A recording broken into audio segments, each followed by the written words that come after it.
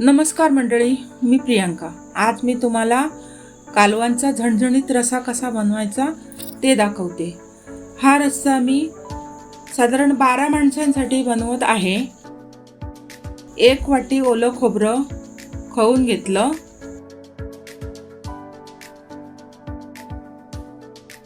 2 मोठे कांदे उभे चिरून घेतले, शेवग्याच्या 2 शेंगा घेतल्या, 2 छोटे बटाटे घेतले, स्वच्छ धुवून ते कापून घेतले। फोडणीसाठी 2 छोटे कांदे आणि 1 टोमॅटो बारीक कापून घेतले। नंतर कालवं स्वच्छ धुवून घेतली।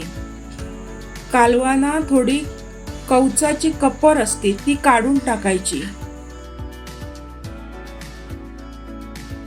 उभा चिरलेला कांदा तेल न टाकताच भाजायचा।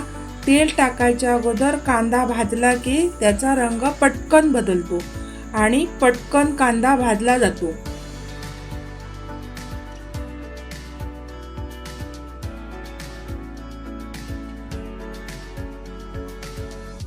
नंतर थोडे तेल टाकून कांदा चांगला परतून घेतला। कांदा खरपूस झाला की त्यात थोडं खोबरं टाकून व्यवस्थित भाजून घ्यायचे। खोबरं पण चांगलं भाजलं पाहिजे, नाहीतर रस्स्याला वास येणार। एका पातेल्यात तेल टाकून गरम केले, त्यानंतर त्यात बारीक चिरलेला कांदा टाकून तो मऊ होईपर्यंत परतून घेतला। आला लसूण पेस्ट टाकली,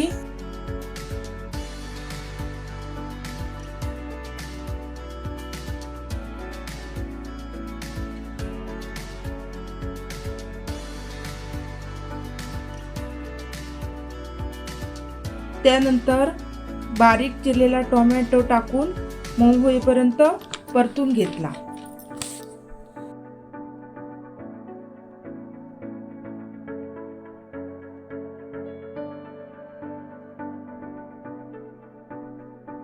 ती थोडी परतून घेतली।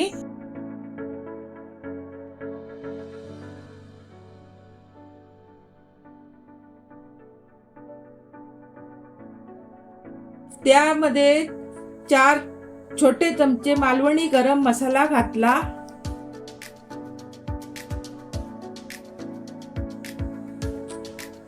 व तो परतून घेतला। नंतर शेंगा घातल्या आणि नंतर बारीक केलेला बटाटा घातला आणि नंतर पाणी घालून ते वाफवून घेतले।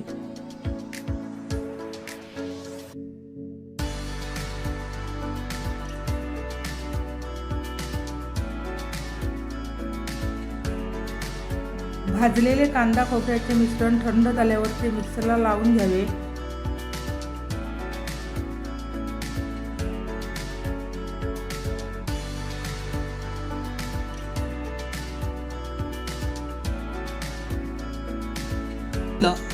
नंतर खोबऱ्याचे वाटण टाकून ज्या प्रमाणात रस्सा घट्ट पातळ हवा तसा बनवायचा।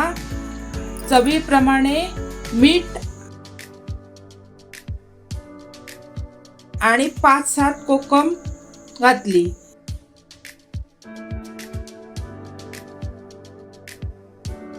बटाटा शेंगा उकळल्यानंतर कालवांचे पाणी काढून टाकावे